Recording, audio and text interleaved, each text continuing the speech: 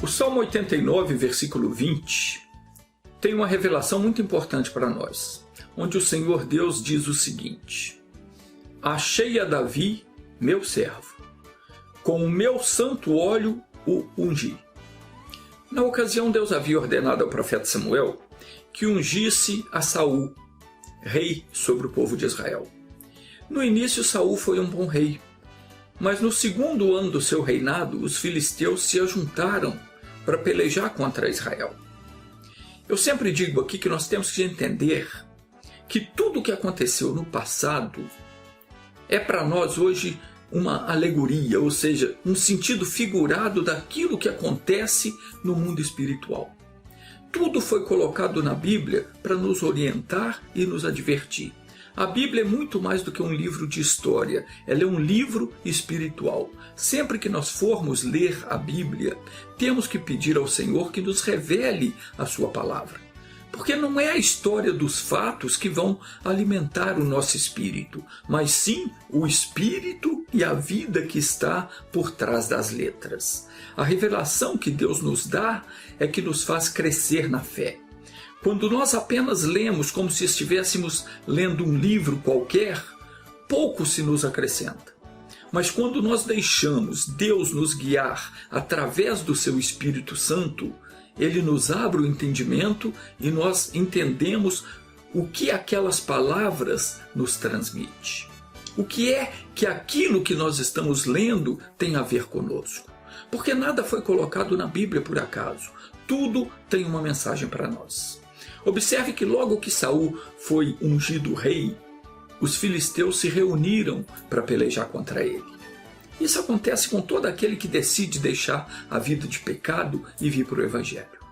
A pessoa que sai debaixo das garras do diabo e vem para Jesus, claro, o bicho não vai se conformar em perder o domínio sobre aquela vida. Então ele reúne os seus comparsas para lutar contra aquela pessoa. Diz a Bíblia que os filisteus se reuniram e eram 30.000 carros, 6.000 cavaleiros e povo em multidão como a areia do mar. E subiram e se acamparam em Micmas, ao oriente de Bet-Aven. Quando você deixa de julgar no time do capeta e passa para o lado de Jesus, o inferno inteiro se reúne para tentar levar você de volta. A tentação aumenta, os desejos de fazer o que não presta aumentam, mas você tem que ficar firme. Decidiu por Jesus, fique firme, não volte atrás, não ceda para o pecado. Recuse a tentação, porque Deus é fiel para te livrar e te guardar do mal. Quando os homens de Israel viram aquela multidão, eles se angustiaram. E o povo se escondeu pelas cavernas e pelos espinhais, pelos penhascos, pelas fortificações, pelas covas, e vieram atrás de Saul tremendo. Nunca tenha medo das ameaças do inimigo, Deus é contigo. Sempre que surgir uma luta, uma dificuldade, ore, não faça nada, não tome decisão alguma sem antes orar ao Senhor. O profeta Samuel tinha mandado que Saul não iniciasse a batalha, mas que esperasse até que ele viesse. E Saul esperou 7 dias, até o tempo que Samuel determinou. Mas como Samuel não chegava, ele então, vendo que o povo estava se espalhando, ele decidiu agir por conta própria. E fez aquilo que ele não estava autorizado a fazer. Ele disse: trazei-me aqui um holocausto e oferta pacífica, e ofereceu o holocausto, e sucedeu que, acabando ele de oferecer o holocausto, Samuel chegou. E Saul então lhe saiu ao encontro para saudar. E então disse Samuel: que foi que fizeste? E Saul disse: porque eu via que o povo se espalhava de mim, e tu não vinha nos dias aprazados? E os filisteus já se tinham ajuntado em Micmas, eu disse: agora os filisteus vão descer sobre mim a Gilgal, e ainda não orei a face do Senhor. Então eu ofereci esse holocausto. E essa decisão precipitada não agradou nem um pouco ao Senhor. Então preste atenção, nunca tome uma decisão precipitada na vida. Ore, espere a resposta de Deus, que certamente virá. Tem gente que ainda não aprendeu isso. Como é que Deus responde? Pela palavra. A resposta de Deus, ela sempre vem pela palavra de Deus. Pode ser revelada na nossa mente, pode ser por meio de um sonho, pode ser por meio de uma profecia. Deus pode enviar alguém para falar com você a respeito de um assunto, confirmando um pensamento ou uma ideia que você teve, mas Ele fala sempre pela palavra. Quando nós estamos lendo a Bíblia, ouvindo a pregação, nós entendemos que Deus está falando, de acordo com as Escrituras. Tudo tem que estar de acordo com as Escrituras. Nenhuma resposta de Deus nos deixa em dúvida. Onde tem dúvida, pode ter certeza, tem o dedo do capeta. Vai resolver um negócio, ficou em dúvida, faço ou não faço? Não faz. Ali tem o dedo do diabo. Deus não é Deus de confusão, diz a Bíblia. Então, se alguma coisa não for clara, não tiver de acordo com a Bíblia, não tem a aprovação de Deus, não tem. Não vem de Deus. E Saul tomou aquela decisão precipitada. Ele não esperou conforme o profeta havia mandado. Então Samuel disse para ele: agiste neciamente e não guardaste o mandamento que o Senhor teu Deus te ordenou. Porque agora o Senhor teria confirmado o teu reino sobre Israel para sempre. Então veja só, que se Saul tivesse agido de acordo com a palavra de Deus, para sempre o reinado dele estaria confirmado. Se nós não sairmos daquilo que Deus nos manda, se não tomarmos decisões na vida sem antes consultar ao Senhor, nós nunca vamos tropeçar na vida.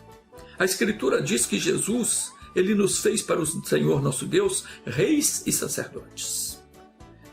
Agindo conforme Deus manda, o nosso reinado e o nosso sacerdócio diante dele sempre estará confirmado.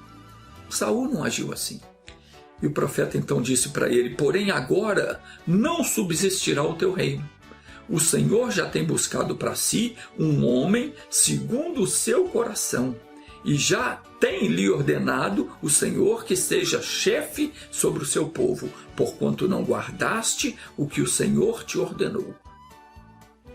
Então veja o quanto a desobediência desagrada a Deus. E olha que Saul teve outra chance ainda. Deus deu novas ordens para ele e mais uma vez ele fez besteira. Está escrito no capítulo 15 do primeiro livro do profeta Samuel, diz assim: então disse Samuel a Saul: enviou-me o Senhor a ungir-te rei sobre o meu povo, sobre Israel. Ouve, pois, agora a voz das palavras do Senhor. Assim diz o Senhor dos Exércitos: eu me recordei do que fez Amaleque a Israel, como se lhe opôs no caminho quando subia do Egito. Vai, pois, agora e fere a Amaleque, e destrói totalmente tudo o que tiver, e não lhe perdoes.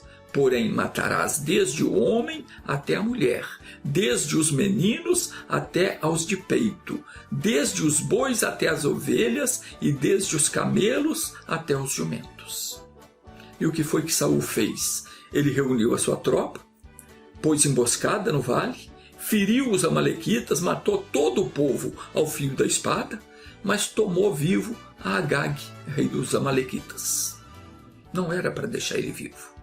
Deus mandou matar todo mundo. E também ele pegou para si o melhor das ovelhas e das vacas, e os cordeiros. E o que tinha de melhor ali, Saul e o povo que estava com ele não quiseram destruir. Não quiseram destruir. Mas aquilo que era vil, aquilo que eles achavam que não prestava, era desprezível, isso eles destruíram. Mas o que eles gostaram, eles pegaram para eles. Então Deus disse ao profeta Samuel: eu me arrependo de haver posto Saul como rei, porque ele deixou de me seguir e não executou as minhas palavras. Samuel gostava de Saul, e ele se entristeceu porque Deus disse que Saul não seria mais o rei. E durante toda a noite Samuel clamou ao Senhor em favor de Saul.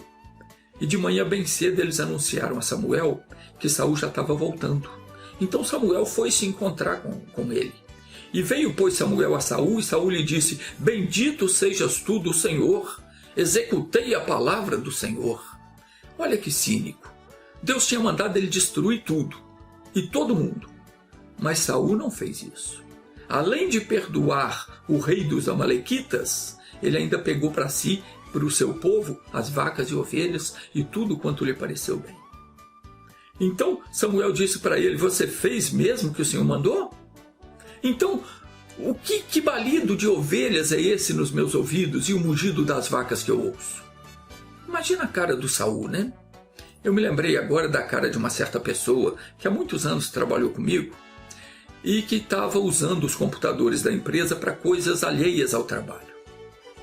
E quando eu questionei ela a respeito disso, ela jurava que não.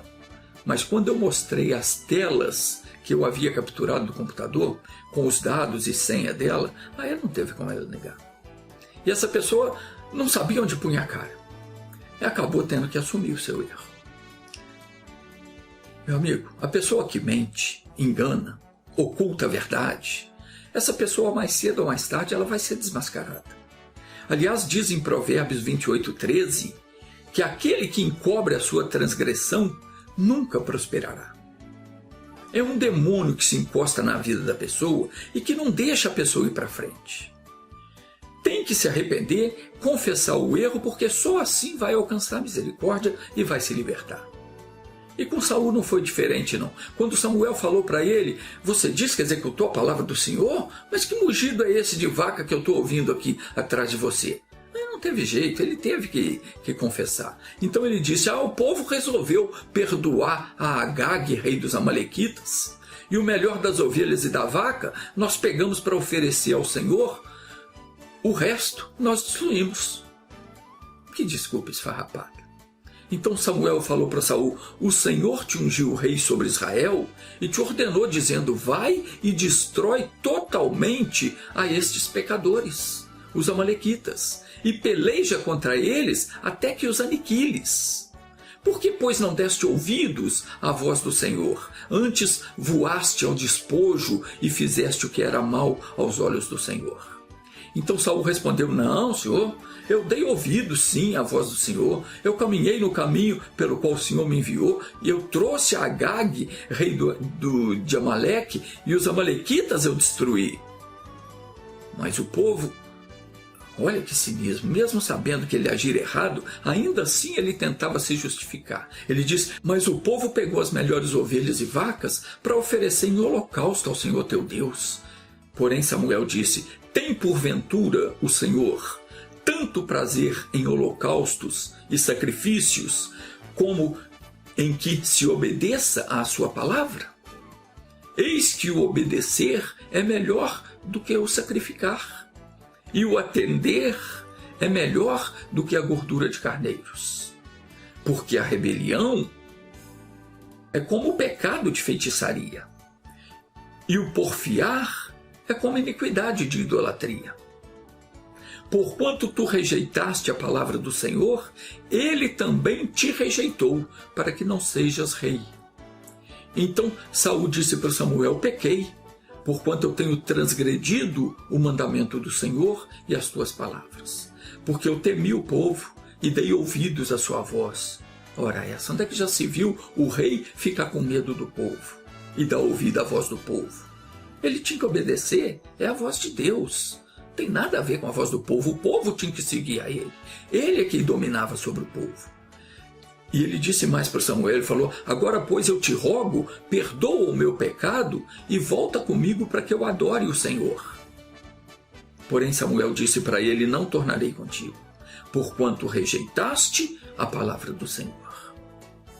Ele já te rejeitou, para que não sejas rei sobre Israel.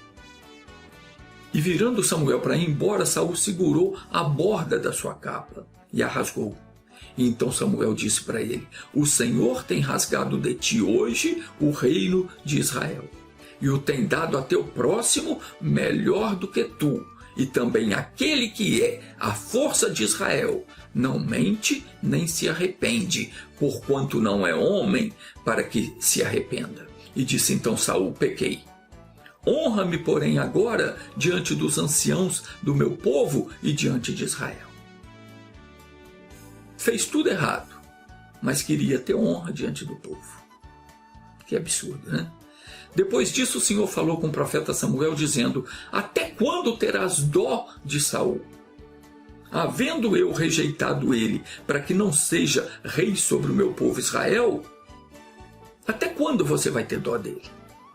Enche o teu vaso de azeite e vem, e eu vou te enviar a Jessé, o belemita, porque dentre os seus filhos me tenho provido de um rei. Jessé tinha 8 filhos. E aconteceu que quando Samuel viu o primeiro filho do Jessé, que se chamava Eliabe, ele pensou, é esse que Deus escolheu. Porque Eliabe era formoso, forte, mas o Senhor disse para o Samuel, não atentes para a sua aparência, nem para a sua altura, nem para a sua força, porque eu o tenho rejeitado. Porque o Senhor não vê como vê o homem, pois o homem vê o que está diante dos olhos, porém o Senhor olha para o coração. Então Jessé chamou o seu segundo filho, Aminadab. Mas Samuel falou, o Senhor não escolheu esse. Então chamou o terceiro, o quarto, o quinto, o sexto, o sétimo e nada. Não era nenhum deles que Deus havia escolhido. Então Samuel falou para Jessé e disse, acabaram-se os jovens? E Jessé disse, não, ainda falta o menor, é um garoto, ele está lá apacentando as ovelhas. Então disse Samuel para Jessé, envia, manda-o chamar, porque nós não vamos assentar na mesa para comer até que ele venha aqui. Então Jessé mandou chamar. E quando Samuel viu entrar aquele garoto ruivo, de semblante calmo, aparência simples, na mesma hora Deus falou com ele e disse, levanta-te e unge-o, porque é este que eu tenho escolhido. Então Samuel tomou o vaso do azeite e ungiu no meio dos seus irmãos. E desde aquele dia em diante, o Espírito do Senhor se apoderou de Davi. Agora vamos voltar lá para o Salmo 89, no versículo 20, que nós começamos a falar. Está escrito assim, achei a Davi meu servo, e com o meu santo óleo o ungi. Se Deus diz que achou, é porque ele estava procurando. O profeta mesmo confirmou dizendo, o Senhor já tem buscado para si um homem segundo o seu coração. Então Deus estava procurando que atendesse à sua vontade. Deus sempre está buscando pessoas segundo o coração dele, para fazer assentar nos tronos da vida. E ele não faz acepção de pessoas. Deus não tem prediletos, ele quer exaltar, ele quer engrandecer você, ele quer te prosperar, ele quer te dar o reino, quer fazer de você uma pessoa feliz, realizada. Mas isso só vai ser possível quando você deixar de viver como todo mundo vive e começar a agir do modo certo, do modo que agrade a Deus. Davi era um jovem que agradava ao Senhor. Por isso Deus o ungiu rei. Ele disse, achei Davi, meu servo, porque Davi agradava a Deus. Davi servia ao Senhor. Achei a Davi, meu servo. O que é servir a Deus? Servir a Deus é cumprir a sua vontade. Quando eu rejeito aquilo que é pecaminoso, eu estou servindo a Deus. Quando eu não aceito a doença no meu corpo e oro mandando o mal embora, eu estou servindo a Deus. Quando eu oro intercedendo pelos outros, eu estou servindo a Deus. Quando eu ajudo alguém necessitado, eu estou servindo a Deus. Quando eu dou uma palavra de carinho, um apoio, uma palavra de fé àquela pessoa que está desorientada, perdida na vida, eu estou servindo a Deus. Quando eu amo o meu semelhante e faço bem a ele, eu estou servindo a Deus. Quando eu prego o evangelho, oro pelos enfermos, ordeno que os demônios deixem de oprimir as pessoas, eu estou servindo a Deus. É isso que é servir a Deus, é fazer a vontade dele, aquilo que está escrito na Bíblia. E Deus busca aqueles que procedem dessa forma. E quando ele encontra um que faça isso, o que é que ele faz? O mesmo que ele fez com Davi. Diz aqui, achei Davi meu servo, e com o meu santo óleo o ungi. Com ele a minha mão ficará firme e o meu braço fortalecerá. O inimigo não o importunará e nem o filho da perversidade o afligirá. E eu derrubarei os seus inimigos perante a sua face e ferirei os que o aborrecem. Oh, glória! É assim que funciona. E diz mais: e a minha fidelidade e a minha benignidade estarão com ele, e em meu nome será exaltado o seu poder. Louvado seja Deus. Preste atenção no que ele diz aqui, que no nome dele será exaltado o nosso poder. Que poder é esse? É aquele mesmo poder que ele deu ao Adão quando foi criado. Poder para dominar sobre os peixes do mar, ou seja, sobre os seres que operam no mundo espiritual, sobre as aves do céu, que quer dizer sobre todos os demônios. Na parábola do semeador, Jesus comparou os demônios como as aves do céu. E sobre o gado, e sobre toda a terra, e sobre todo o réptil que se move sobre a terra. Isso abrange todos os animais terrenos e ainda os que rastejam sobre a terra, ou seja, aqueles que os nossos olhos não veem, incluindo micróbios, bactérias, etc. Esse poder foi dado ao homem para dominar sobre tudo isso, sobre a vida espiritual, sobre o mundo espiritual. Mas por causa do pecado, o homem se separou de Deus e esse poder foi perdido. Mas quando Jesus ressuscitou, ele resgatou aquilo que se havia perdido. Hoje, quando a pessoa vem para o Evangelho, recebe Jesus como Salvador e Senhor da vida dela, essa pessoa ela é ungida por Deus com o seu santo óleo, ou seja, ela é batizada com o Espírito Santo. E novamente ela é revestida desse poder. Meu irmãozinho, minha irmãzinha, busque ao Senhor. Estude a Bíblia, procure sempre ouvir a pregação da palavra, procure ter uma comunhão constante com o Senhor. Quanto mais você entender, mais sólida vai ser a sua fé.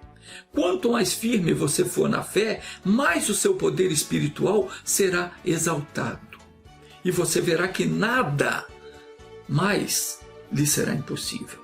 Surgiu um problema, se levantou um mal qualquer, você entra na presença de Deus, ora sério, amarra o mal, determina, expulsa e vê o milagre realizado. É isso que Deus está dizendo aqui. Porei a sua mão no mar e a sua direita nos rios. Aqui fala do mundo espiritual. A sua mão representa as suas habilidades. O mar representa o mundo espiritual. E aqui diz que você será capacitado a agir no mundo espiritual. Você terá autorização para interferir na ação dos demônios, paralisar a ação deles, desfazer o mal, destruir o trabalho do fitafuso. Isso está escrito no livro do profeta Jeremias, onde diz: olha, ponho-te neste dia sobre as nações e sobre os reinos, para arrancares e derribares e destruíres e arruinares, e também para edificares e plantares. Então, que dia Deus está falando? Do dia que você se entrega para Jesus, do dia que você recebe Jesus como Senhor da sua vida. Neste dia você é ungido rei, você é feito rei e sacerdote para Deus, conforme está escrito no livro do Apocalipse. E você tem então do poder sobre as nações, sobre os espíritos malignos, para arrancar, derrubar, destruir, amarrar, acabar, arrasar com a obra dele. E também você tem poder para determinar que seja edificado e plantado novamente aquilo que ele destruiu, aquilo que o diabo destruiu. Também o apóstolo Paulo confirmou isso quando ele disse lá na segunda carta aos Coríntios, capítulo 10, versículo 4, ele disse: as armas da nossa milícia não são carnais. As armas do nosso combate não são armas terrenas, mas são poderosas em Deus para a destruição de fortaleza. Então não importa a fortaleza que o demônio tenha montado na sua vida. Ao passo que você vai conhecendo o Evangelho, vai praticando, vai aprendendo, o castelo dele vai desmoronando. Quando, enfim, você se converte e é batizado com o Espírito Santo, basta uma ordem e a fortaleza dele cai por terra. No versículo 26, diz ainda: ele me invocará dizendo: tu és meu Pai, meu Deus e a rocha da minha salvação. Meu querido, minha querida, o convite está feito. Diz a Sagrada Escritura que os olhos do Senhor percorrem toda a terra buscando aqueles que lhe são fiéis, para mostrar-se forte com aqueles cujo coração é perfeito para com ele. Então seja você também uma pessoa segundo o coração de Deus. Assuma o seu lugar em Cristo. E de acordo com a palavra de Deus, será o vosso temor e o vosso pavor sobre todo animal da terra, sobre toda ave do céu e tudo que se move sobre a terra. E todos os peixes do mar na vossa mão são entregues. Entenda que aqui fala do mundo espiritual, dos seres que nele atuam. Ao ser uma pessoa cheia do Espírito Santo, não vai ter demônio que se meta a besta com você. Busque isso, deixe o pecado, deixe os vícios, abandone os maus costumes, converta-se ao Senhor de todo o seu coração. Receba o batismo com o Espírito Santo, porque você foi chamado para herdar o reino de Deus. O Senhor Jesus disse: eis que estou à porta e bato. Se alguém ouvir a minha voz e abrir a porta, entrarei na sua casa, com ele cearei e ele comigo. Ao que vencer, lhe concederei que se assente comigo no meu trono, assim como eu venci e me assentei com o meu Pai no seu trono. Antes de orar, deixa eu te ensinar uma coisa. A oração, ela é como uma audiência judicial. Eu já falei disso outras vezes. Nós temos que entrar diante de Deus, trazendo em uma das mãos, popularmente falando, a petição clara daquilo que nós queremos. E na outra mão nós temos que ter a lei, ou seja, a declaração daquilo que, segundo a palavra de Deus, é o nosso direito. Orar sem saber o que vai pedir é perda de tempo. O Senhor nos ouve quando, em nome do seu Filho Jesus Cristo, nós apresentamos a Ele o nosso pedido de uma forma clara, com base naquilo que está escrito na Bíblia que nos pertence. Tem o caso daquele cego que estava sentado no caminho, quando ele viu Jesus passando, ele ficou clamando: Jesus, filho de Davi, tem misericórdia de mim. Se Jesus não intervisse, ele ia ficar a vida toda ali: tem misericórdia de mim, e nunca ia ser curado. Jesus chamou ele e falou: o que queres que eu te faça? E ele falou: que eu veja. Aí sim, Jesus atendeu ele. Ele foi específico. Ele falou: eu quero isso, eu quero ver, eu quero enxergar. Quando você for orar, ou quando você for pedir oração, seja específico. Eu quero oração para isso.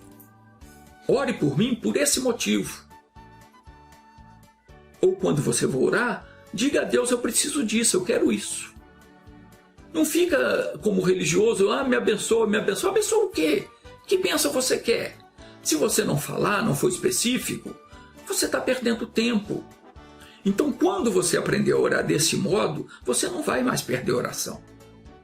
Eu estou ensinando isso porque tem muita gente que pede oração, mas ela não diz pelo que eu devo orar. Eu oro, eu digo: Senhor, tu sabes o que essa pessoa precisa. E Deus sabe certamente, mas essa não é a forma ideal. Ninguém vai no tribunal diante do juiz sem apresentar uma petição. Tem que haver um motivo pelo qual nós devemos orar. Então, aprenda isso, por favor, e você vai ser bem-sucedido na sua oração, tá bom? Vamos orar agora, feche os olhos, curva a sua cabeça, repita assim comigo: meu Deus, em nome de Jesus, eu te peço, estenda as tuas mãos agora para abençoar com saúde, paz, prosperidade, felicidade e vida longa para este teu servo que está fazendo aniversário hoje. Amém. Obrigado pela tua oração. Agora continue com os olhos fechados, eu vou orar por você. Pai, eu intercedo por todas essas pessoas que estão me assistindo neste momento. Essa que deixou o seu nome no YouTube, no Facebook, pedindo a minha oração. E, Pai, muitas não falaram pelo que eu devo interceder. Mas eu peço por elas mesmo assim, porque eu sei que nada é oculto aos teus olhos. O Senhor conhece todas as coisas, Pai. Visita essas pessoas agora com o teu poder. Algumas estão doentes, outras estão atormentadas por espíritos malignos, outras estão angustiadas, tristes, deprimidos, desempregados, desesperançosos, amargurados. Oh, meu Deus, toca nessa vida. Cura as enfermidades do corpo e da alma. Liberta essa pessoa da opressão. Supre as necessidades de cada uma delas. Eu vou usar o teu poder agora. E no nome de Jesus, eu paraliso a ação dos demônios nestas vidas e digo ao mal, vai embora, solta essa vida, não oprima mais. Você, espírito de enfermidade que está causando as dores no estômago dessa pessoa que está orando. Em nome de Jesus, pega o teu mal, saia para nunca mais voltar. Em nome de Jesus eu te abençoo e você que crê, diga assim seja. Amém. Diga, eu recebo a minha bênção em nome de Jesus. Se você creu, pode ter certeza, você está abençoado.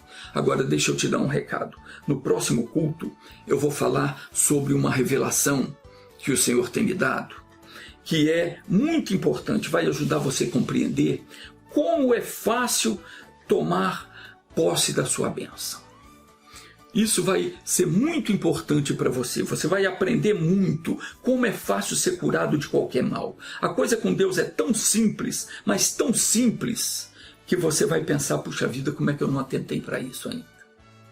Como eu não atentei para isso antes? Então, se você quiser ser avisado, sempre que eu postar um novo vídeo, inscreva-se no meu canal. Lembre-se de clicar naquele sininho para você ser avisado. Deus te abençoe. Assim seja.